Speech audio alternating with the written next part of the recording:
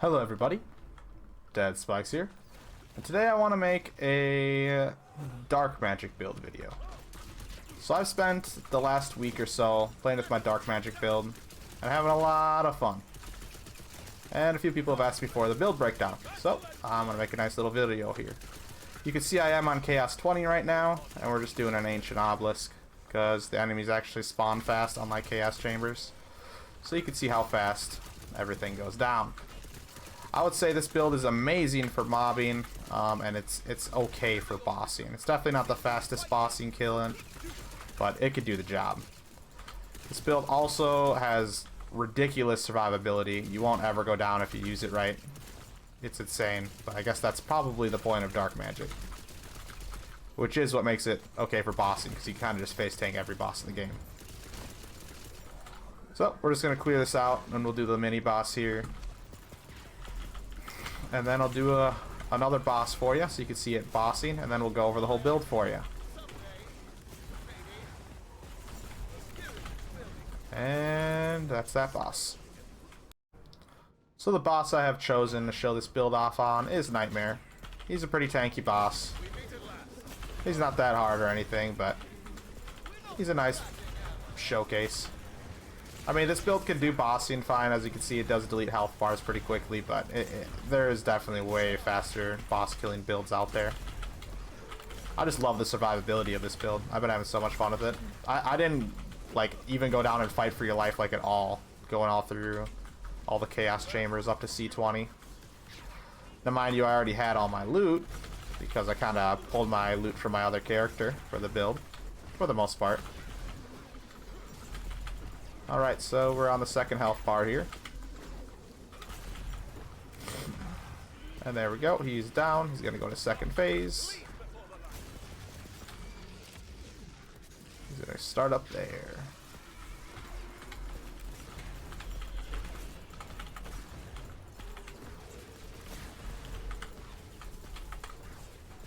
I hope he comes down here next. That'll be really nice.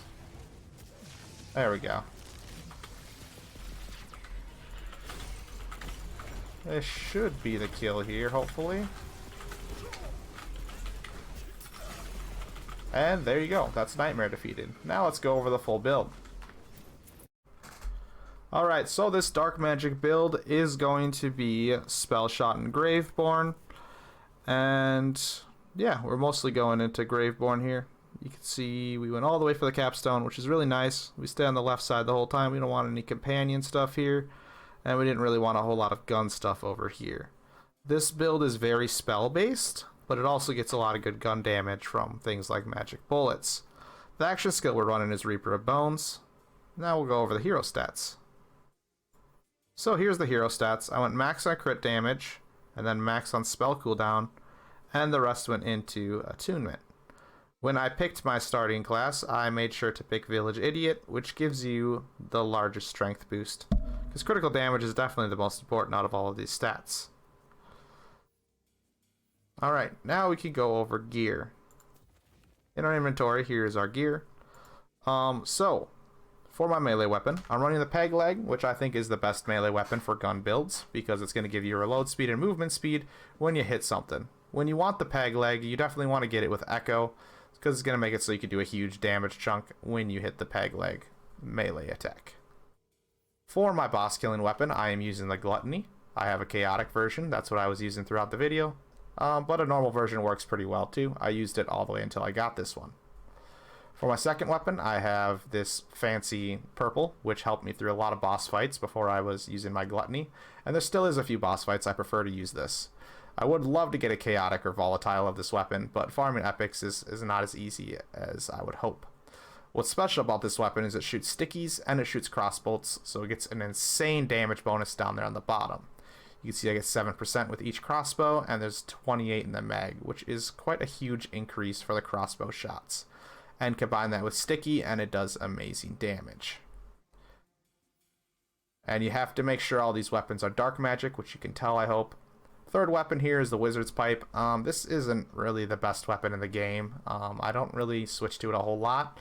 There's certain scenarios where I like to have, you know, maybe if I got to kill a ranged enemy or something, I normally pull out the Wizard's Pipe for that, because it does shoot very fast, and it can handle ranged enemies pretty good, like eyeballs and wyverns. You definitely want to get a dark magic one, and you can see all of my enchantments are the same. On spellcast, increase dark magic by 30%. That's absolutely what you want to do. Also on this peg leg, you want to get the on spellcast increase gun damage by 30%, and we'll go over the other two in a bit.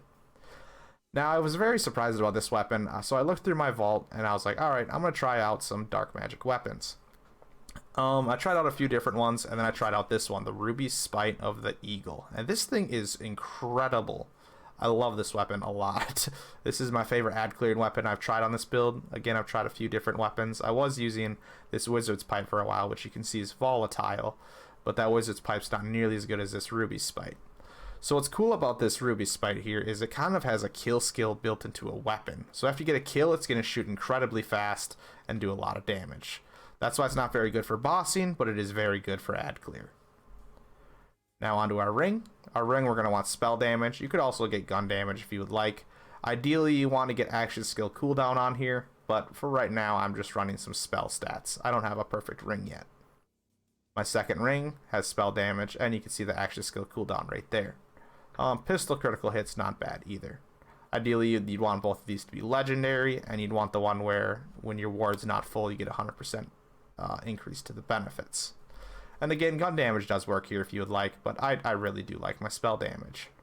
For my shield, I'm using Triggering Body Rune. I think every gun and spell build in this game should be using this shield, because it's just amazing. When you kill an enemy, restore 15% of your maximum health and deal 20% bonus fire damage for a short duration. That straight up just adds 20% damage to your melee weapon or your gun as you're shooting, which I think is insane, on top of healing you every kill. The enchantment we went on a shield is on action skill start, increase gun damage by 40% for 10 seconds. Again, make sure when you are enchanting your gear, none of it has the same name or has the same description. They do not stack if they are exactly the same. Any of this loot that you see throughout this build or any of my builds, I do give out on my stream, so make sure to stop by. It is in the description of this video, twitch.tv/deadspikes. Next, we have our armor or class mod. This one I went with has gun damage and movement speed. Those are the two biggest things to me. I also have all damage dealt and fire rate. So this is a really good class mod or armor. I like it a lot. Ideally, you'd want to get the skill on top that increases your spell weaving by 3. High thread count. Ideally, you'd want this on your armor, but unfortunately mine didn't roll with that. But yeah, you just want your gun damage and spell damage and stuff like that. I do always recommend movement speed because it helps you dodge boss moves a lot.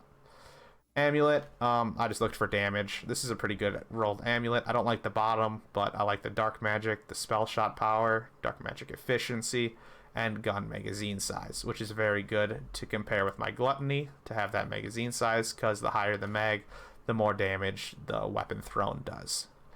As for my spell, this is my favorite spell in the game. I use it on every build so far.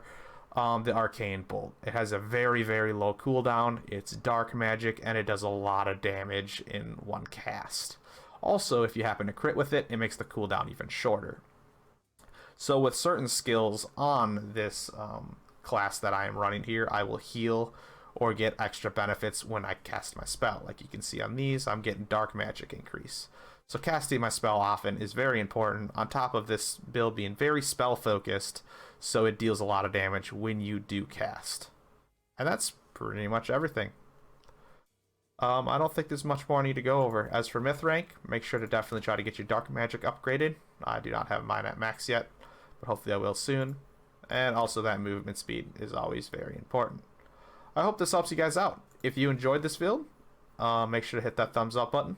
That helps me out a lot. If you want to see some more builds or tutorials for Tiny Tina's Wonderlands, please don't hesitate to smack that subscribe button. I do plan on making quite a few more builds. I hope you guys have a wonderful day, and I will see you in the next video. Bye-bye. Spikes out.